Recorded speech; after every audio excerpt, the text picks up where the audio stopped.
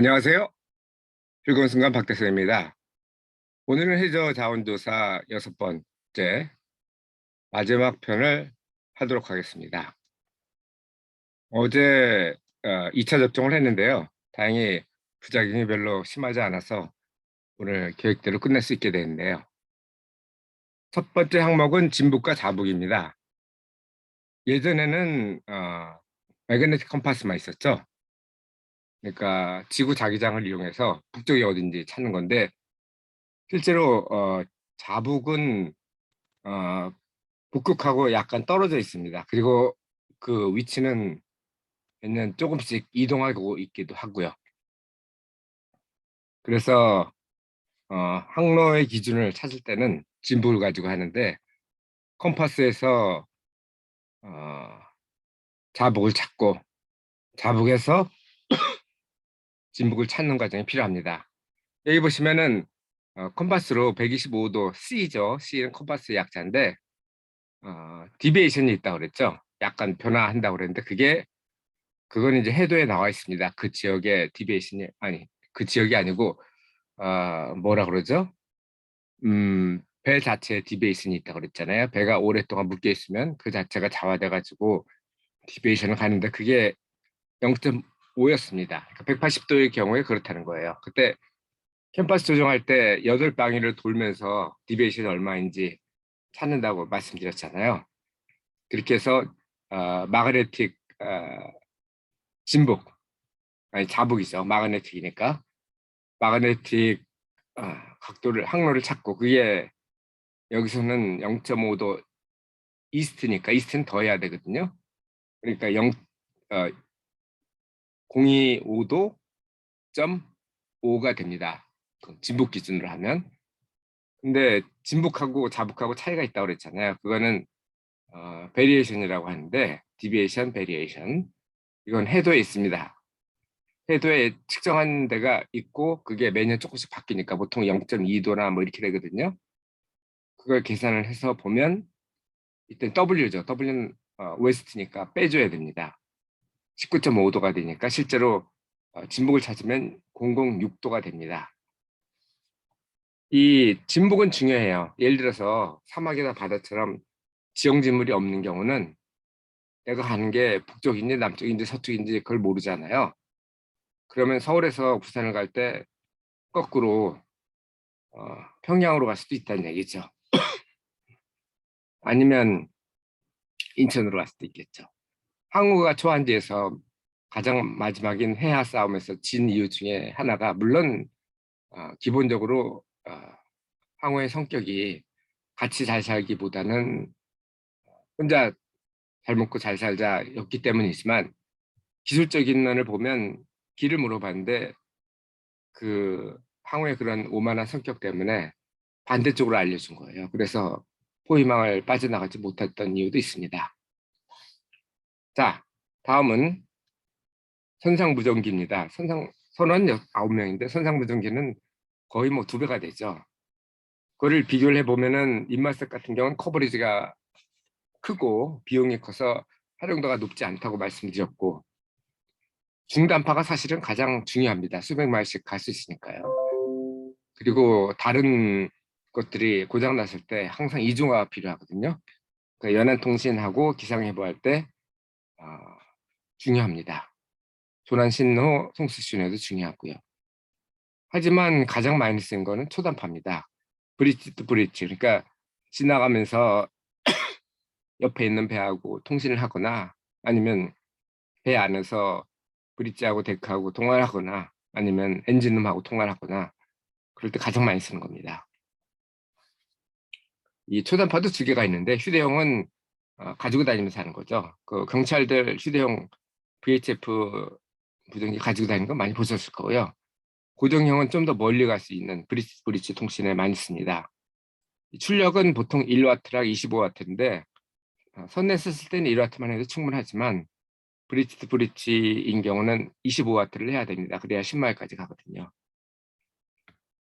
다음은 중단파 무전기에 대해서 조금 더 공부를 해보면 저번에도 말씀드렸지만 기상 예보를 이걸로 들을 수 있습니다. 중단파 무전기가 결국은 중단파 라디오하고 플러스 그거는 이제 받기만 하는 거고 통신도 할 수 있게 되는 게 무전기죠. 그래서 기상 예보도 들을 수 있고 거기에 보면 이제 저희 같은 경우는 인터넷 고장 났을 때 이걸 많이 했는데 향후 3일 동안이 풍속과 풍향, 당일은 물론이고 그리고 파고 뭐 이런 것들이 있고 전화 연결도 되는데 선장은 연결해서 쓰는데 저는 해보니까 안 되더라고요. 근데 뭐 시간이 없어가지고 다시 해보지 못했습니다만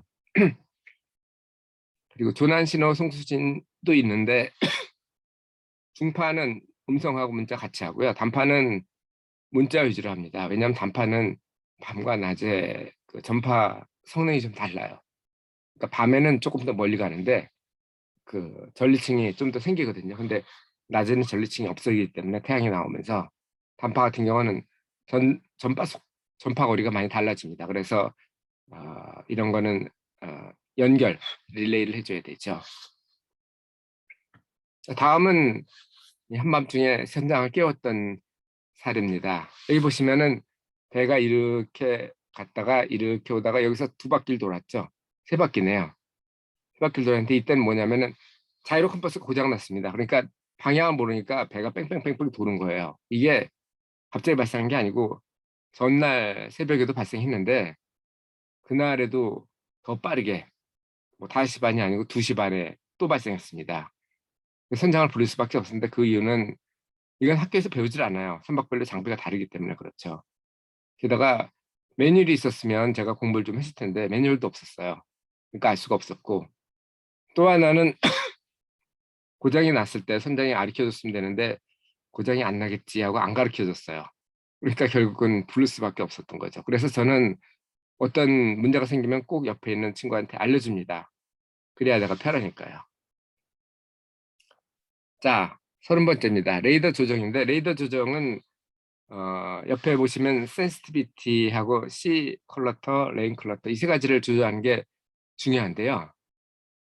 너무 게인을 갖다 크게 하면 노이즈하고 그 상대평 타겟하고 비교를 못 하거든요. 그러니까 노이즈가 조금 나올 정도로 게인을 조정하는 게 센시티비티 그게 포인트고요.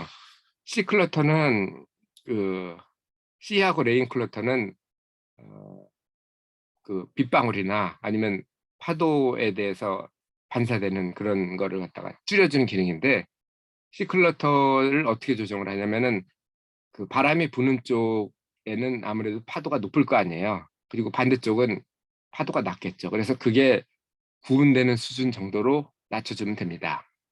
레인클러터는 그 센시티비티하고 똑같아요. 대상과 노이즈를 구분해야 되는데 이거는 비가 안 올 경우는 뭐 사용하지 않아도 되지만 비가 오면은 추가적으로 센시티비티 이상으로 활용을 해주면 됩니다.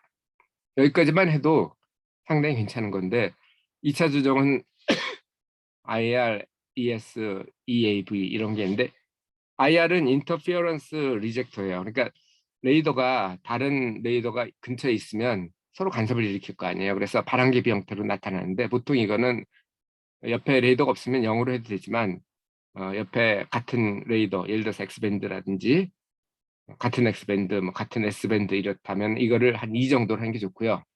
항만같이 아주 많은 경우는 3을 하는 게 좋습니다. 여기 보면은 IR이 2라고 돼 있죠. 이런 거고 에코 스트레치는 대상 타겟을 갖다가 늘려지는 거예요. 에코를 스트레치 늘린다는 뜻이죠. 에코 에버리지는 파도 같은 경우는 에코가 있다 없다 이렇게 되잖아요. 그러니까 에버리지 잡으면 줄어들 겁니다. 그래서 파도를 제거하는 기능인데 이거는 지금 여기는 픽처 1이라고 되는데 뭐 이게 하버일 수도 있고 아니면 뭐 V일 수도 있고 이걸 조정을 딱 하면 한 16개 정도가 있습니다. 이 IR하고 ES하고 EAV, 오토레인 그리고 또 시클러트 이런 것들이 5가지가 다 바뀝니다. 자동적으로. 그 바뀐 상태에서 또 추가적으로 조정을 하면 되죠. 그래서 이걸 하면은 배는 물론이고 항공기 운항할 때도 많이 도움이 될 겁니다. 제가 그 오퍼레이션 매뉴얼 끝나고 바로 레이더부터 했는데 그 중에 제일 먼저 본 게 이거였어요.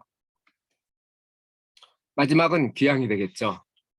거의 5주 정도의 항해를 하고 귀향을 합니다. 귀향한 이유는 플러밍 쪽에 문제가 생겼어요. 그래가지고 귀향할 수밖에 없었고 오염 방지 보고를 500톤 이상인 경우 저희는 1000톤이 넘기 때문에 24시간 전에 했고요. 이거는 공해 물질이 있는지 없는지, 그리고 보험을 가입했는지 안 했는지, 언제 익스파이어 되는지 뭐 이런 것들을 보고를 합니다. 그래야 공해 물질이 없으면 괜찮고, 있다면 그리고 누출했다면 보험으로 해결할 수가 있어야 되니까요.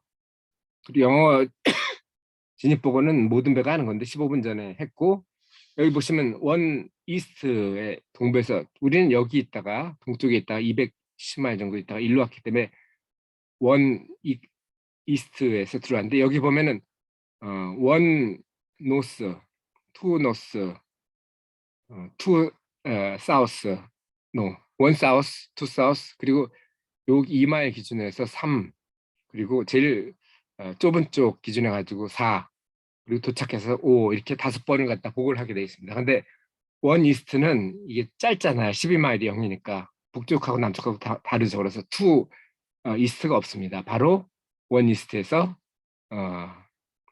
3로 바로 갔죠. 3가 또 파일럿이 타는 지점이기도 해요. 보통 거기서부터는 선장이나 파일럿이 하는데, 우리 선장은 그냥 1마일까지 그냥 제가 하도록 하더라고요. 그래서 뭐 그것도 좋은 경험이었습니다. 그리고 도착을 하면 밧줄을 보통 6개 이상을 걷는데 포스라인을 선미하고 선미 쪽에 하나씩 걸고, 그리고 그 6개나 8개 이걸 모두 걸고, 그 다음에 이제 갱웨이 내려가는 그 사다리를 갖다 해야 될 거 아니에요. 항구 쪽으로. 그리고 마지막으로 하는 게 엔진 던지고, 그 다음에 이제 항만에 보고를 합니다. 그러면 끝나는 거죠. 이렇게 해서 항해를 끝났는데요. 어떠신가요, 여러분? 5주 동안 같이 항해를 하신 소감이 어떠신가요? 저는 5주 했지만 이거는 6일 동안 일주일 이내에 끝냈습니다. 그리고 돌아오자마자 바로 또 지금 이 5주 동안 간 건 팔라몬이었고요. 바꿨죠. 왜냐하면은 이게 플러밍이 고장이 났기 때문에 갈 수가 없었고, 다만 우리 계약은 9월 17일까지 있었기 때문에 다른 배, 단직이라는 배로 바꿔서 4주 동안 더 나갔는데요. 그거에 대해서 내일부터 하도록 하겠습니다. 그러면 오늘도 즐거운 순간의 박대선이었고요. 내일도 뭐 큰 부작용이 없을 거라고 생각되니까 다시 찾아뵙도록 하겠습니다. 감사합니다.